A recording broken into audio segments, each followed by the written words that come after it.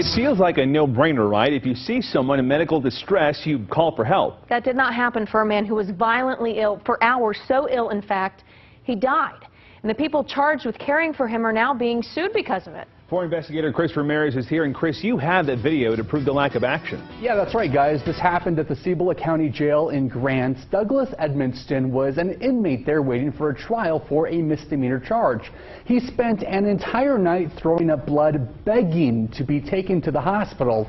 Instead, the video shows the correctional officers left him on the floor to die.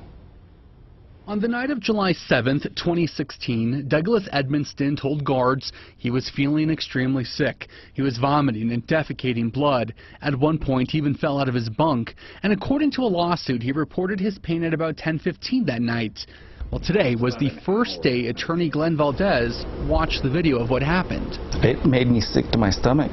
I'm watching somebody die right in front of my eyes.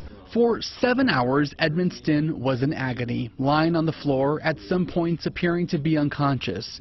The other inmates were so concerned for him, they opened Bibles and read to him. They even formed this prayer circle. We know that the inmates, everyone else were trying to get help, and nothing happened.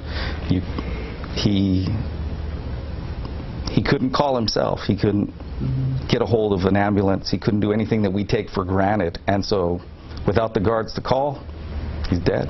An autopsy would later reveal Edmonston had a ruptured blood vessel inside his stomach. His abdomen was full of blood.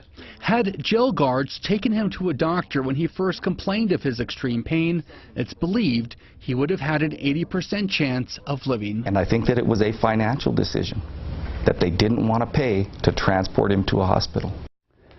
I spoke with the Cibola County manager this afternoon. Because this case is now pending in court, he couldn't say much other than after the death, jail policies were reviewed, but nothing has been changed. He also told me the county commissioned an external investigation of Edmonston's death, but would not reveal the outcomes of that investigation. Tessa, back to you.